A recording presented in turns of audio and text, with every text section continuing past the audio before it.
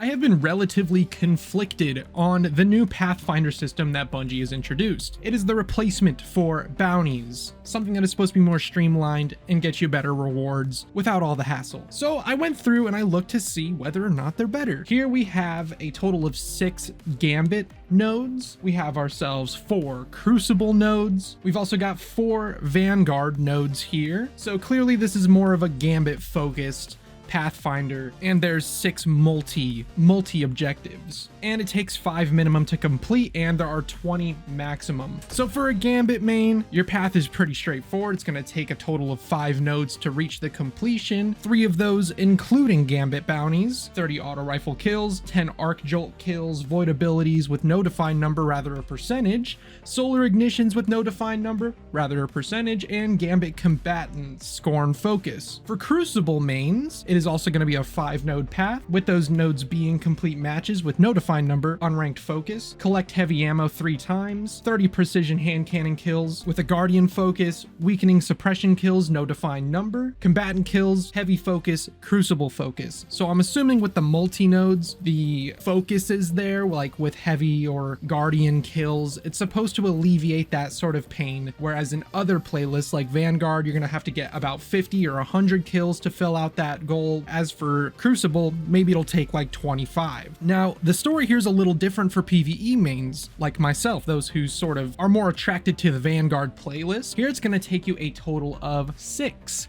nodes to complete, which, you know, one more doesn't seem like all that bad, but once you feel how slowly some of these nodes can be completed, or how you have to really focus your build around completing a node, that one extra node does definitely feel like something. And the nodes here for the Vanguard path are completing 3 Vanguard strikes, 10 arc jolt kills, 10 super kills, 30 precision hand cannon kills, 100 kills with a Vex focus, which I'll touch on that in a sec here, and combatant kills with a heavy focus. Now, in the past, some of the nodes would be restricted to a specific enemy type. Like it would say, get 150 Vex kills, get 150 Taken kills. Now, for the Vanguard nodes, it says Vanguard playlist, which means you could not just select any strike and play it and have it count towards that like Bounties used to do. With this, you have to kind of spin the wheel on RNG and hope that the strike you get includes those enemy types. Now, with my first strike that I had done straight out of the Vanguard playlist, I was granted a Fallen based strike, and with the Fallen based strike, thankfully with that change, I was able to complete that 100 kills pretty quickly. So that one was kind of a pushover in terms of complexity. With this, I really focused on actually completing these nodes, and for some reason the jolt didn't work despite using the Ascension perk on multiple groups of enemies, as well as my supers not counting for some reason. This could just be because my teammates might have killed it or something else killed it, but on my end, it definitely seemed like I had killed them with those abilities. Everything else seems to be progressing relatively quickly and should be completed within those next 2 strikes I have to do. So I went back in, did the Nightfall, and as to be expected, those other couple of challenges were well and done. All that was left for me to do was to complete 1 more Vanguard strike, and as you can see, some other challenges were completed in the process. Those were outside of the node, only one of them being attainable though. So there's my final Vanguard strike done, and each node here, you may notice, rewards you with 5,913 XP.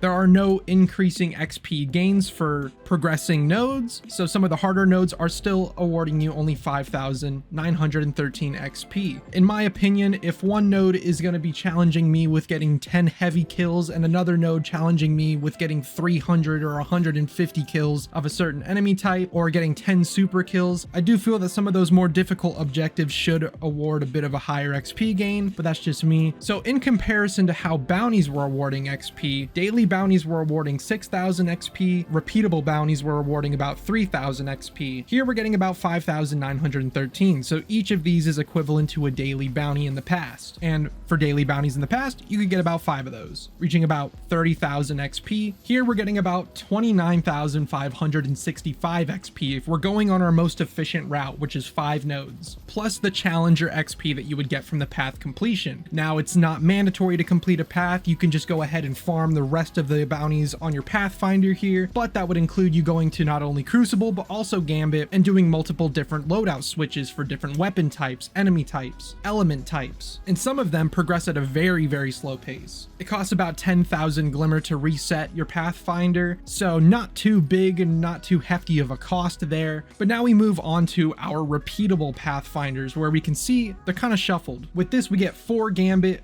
4 Crucible, 4 Vanguard, and 8 multi-nodes. Now, you may notice something here. There is no exclusively PvE way to complete this one, as Gambit and Crucible are the final nodes. Now, this is completely randomized. For somebody who only plays PvE, you could get, like here, Gambit and Crucible. Or somebody who plays only Crucible, you could get Vanguard and Gambit. As in the past, if you didn't want to do those activities, you just didn't have to pick up the bounties for them. So in terms of quality of life, there are some pros and some cons, and one big con for me is not being able to avoid those bounties I don't want to do. Another thing worth noting here with the Pathfinder is that you cannot reshuffle your Pathfinder. There is no option to reset it or change a node to something different, when in the past with repeatable bounties, you could just dismantle it and then buy a new one. I decided to tally up all the activities that I did in order to complete this Pathfinder, and the results were rather interesting, as I had to do 2 Nightfalls to do some of those multi-bounties, and 9 Crucible matches. 9 Crucible matches to finish here. And this final node here was a bit of a pain to do, as it was defeating combatants with arc damage. It doesn't specify necessarily final blows, but that is something that I had to take into consideration as time went on, because I was collecting percentages and kill counts after each game. One of my games was 18 kills, and it only counted as 13%, so I'm assuming I had only gotten 3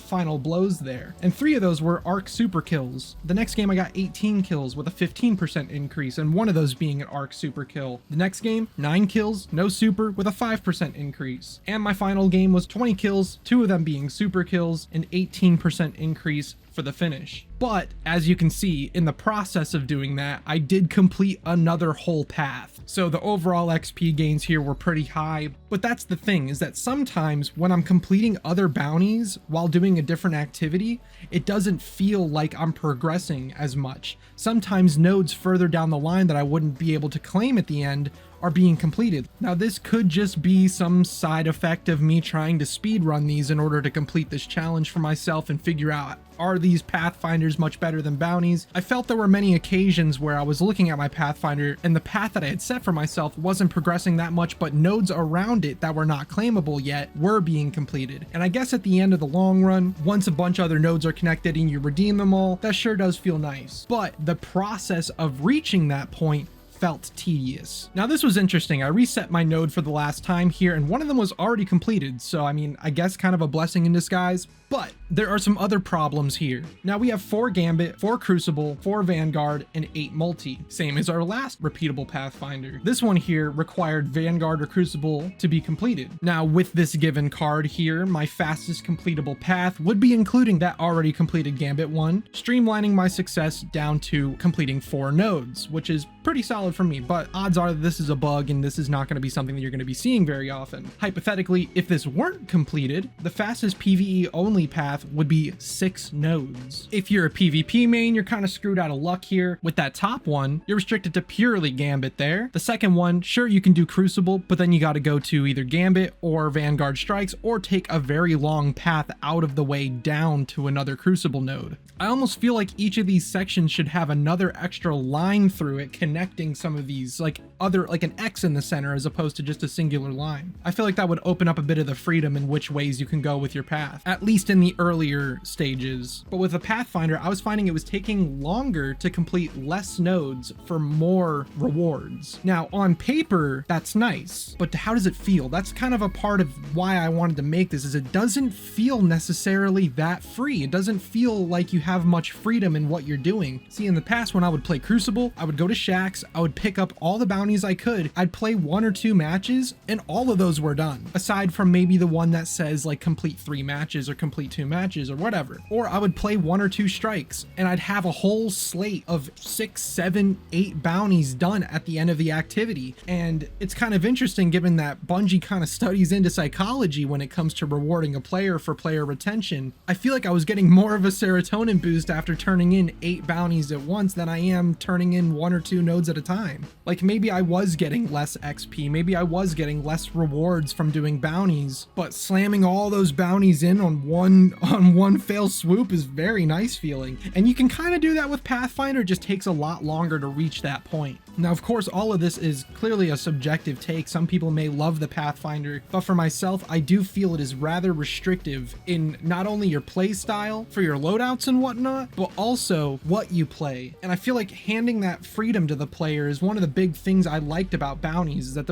it felt like there was more freedom. And I could just be looking back on this with rose-colored glasses. That's totally a possibility. I'll be willing to accept that. And maybe I just haven't given Pathfinder enough time, but I've completed a fair share of these, and every time it just feels like a slog. Now, this is relatively early with the implementation of this, and things are, I'm sure, going to change in the future, but just for now, this is my sort of feedback on how Pathfinder feels. And this is kind of a weird side effect too that I've found, is that I haven't been visiting the tower as much. The only time I've gone is for Postmaster and to decrypt engrams. I really haven't gone to any of the vendors until I realized, oh, I got a lot of rewards I can pick up from their path, from their ranking system. And the only time I've really gone back to vendors is when I get hit with the Valor overflowing or Infamy overflowing message, and I go and claim all the rewards at once and reset my rank at whichever vendor it is. But I'm sure there's a bit of a tough balancing act on which pieces of the game get more focus as time goes on. And the only way to fully grasp what that balance is to playtest it on a much wider scale, which that is what this is. I feel like Pathfinder is in a sort of beta state right now.